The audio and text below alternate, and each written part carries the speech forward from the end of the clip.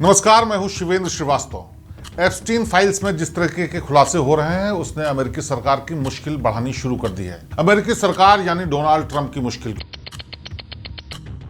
क्योंकि लगातार ये आरोप लग रहे हैं कि डोनाल्ड ट्रंप के नाम को छुपाने के लिए FBI से लेकर DOJ तक तमाम कोशिशें कर रहा है। और ये साफ तौर पर देखने को भी मिला पिछले कुछ दिनों से, जो कि FBI के डायरेक्टर हैं काश पटेल, उनसे पूछताछ कांग्रेसमैन कर रहे हैं। और उस पूछताछ में हर बार ऐसा लगता है कि काश पटेल छुपाने की कुछ कोशिश कर रहे हैं, और वो छुपाने की कोशिश कर रहे हैं डोनाल्ड ट्रंप के नाम का। और ये लगातार जो ओवरसाइट कमेटी है उसके सदस्य आरोप लगा रहे हैं। दबाव इतना बढ़ता गया कि लगातार पूछताछ में जिस तरह से काश पटेल जवाब दे रहे थे, उसने शंकाएं पैदा करनी शुरू की। और आखिर में फैसला ये हुआ कि DOJ की वो फाइल्स जो रिडेक्टेड हैं, यानी जिनको छुपाया गया, जिनके ऊपर काली स्याही लगाई गई है, उनको देखने का मौका ओवरसाइट कमेटी को दिया जाए। इसीलिए कल से शुरुआत हुई है इस बात की कि उन फाइल में जो चीज़ें छुपाई गई हैं वो ओवरसाइट कमेटी के लोग देखने को पा जाएं। और एक एक करके जब ये कमेटी के सदस्य इन फाइलों को देख रहे हैं तो उनकी आंखें खुली की खुली रह जा रही हैं, क्योंकि इसमें तमाम ऐसे नाम हैं जिनको छिपाने की कोशिश DOJ की तरफ से या FBI की तरफ से, जांच एजेंसी की तरफ से की जा रही थी।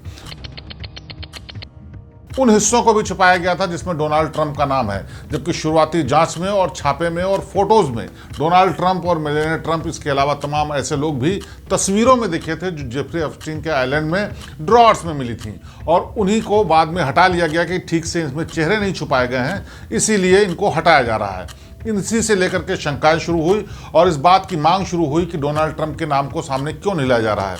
लगातार बढ़ते दबाव के बीच जब कांग्रेस के सदस्यों ने इन फाइलों को देखा तो उसमें कई ऐसे नाम निकल करके सामने आए जो कि बेहद हैरान करने वाले थे।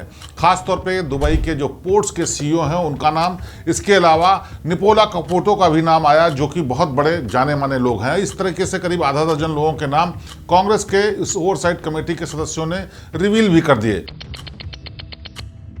और साफ तरीके से एक मजबूत संदेश भी दिया है कि अगर एक हफ्ते के भीतर उन छुपाए गए नामों को सामने नहीं लाया जाएगा तो जो उनकी कांग्रेशनल इम्यूनिटी है उसका इस्तेमाल करेंगे। आपको बता दें कि कांग्रेशनल इम्यूनिटी एक ऐसा टर्म है जो वहाँ की सरकार में, संसद में इस्तेमाल होता है। इसके तहत अगर कोई संसद के भीतर या कोई फ्लोर पर किसी भी तरीके का ऐसा कार्य करता है जिस पर कानूनन जुर्म बनता है, तो वहाँ पर बोलने की वजह से कोई भी उसके ऊपर धाराएं नहीं लगती, उसके ऊपर कोई एक्शन नहीं होता। और इसी का फायदा उठा करके जो ओवरसाइट कमेटी के लोग हैं, कांग्रेसमैन हैं, वो अपनी इम्यूनिटी का इस्तेमाल करने की धमकी दे रहे हैं। वजह साफ है कि उसके भीतर वो उन नामों का खुलासा करेंगे जिसमें डोनाल्ड ट्रंप का नाम भी शामिल हो सकता है। और अगर ये ऐसा बाहर, वो सदन के बाहर करते हैं तो उनके खिलाफ मुकदमा दर्ज करके उन पर केस भी चलाया जा सकता है। लेकिन ये इम्यूनिटी उनको इस बात की इजाज़त देती है कि वो नाम का इस्तेमाल भी कर लें और उनके ऊपर कोई एक्शन भी ना हो। और ये अमेरिका के इतिहास में शायद पहली दूसरी बार होगा जब इस तरह का कदम उठाने के लिए कोई संसद सदस्य बात कर रहा है। और सब कुछ इसलिए हो रहा है क्योंकि डोनाल्ड ट्रंप का नाम इसमें आ रहा है और उसको छुपाने की कोशिश हो रही है।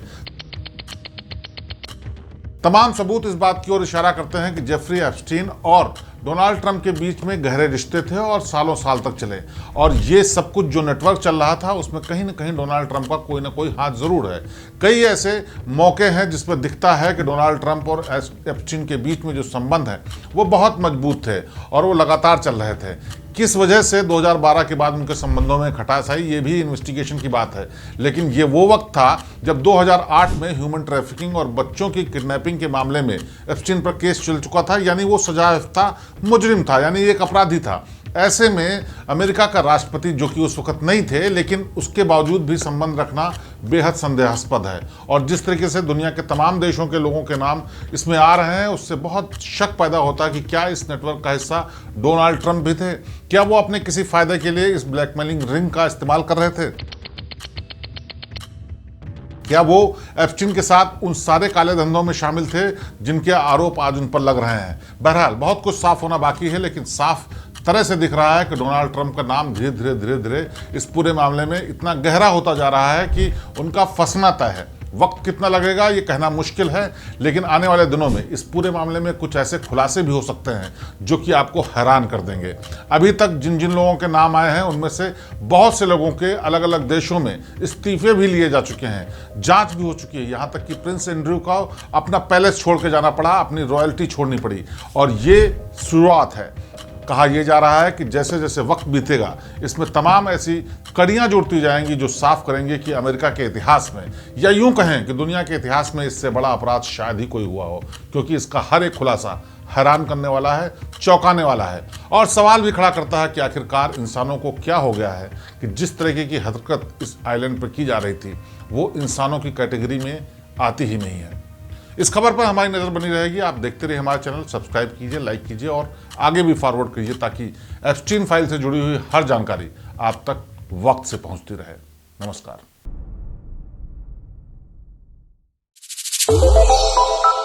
श्रेष्ठ भारत पर खबरों से जुड़े रहने के लिए चैनल को सब्सक्राइब और लाइक करें, बेल आइकन दबाएं और देखते रहें श्रेष्ठ भारत।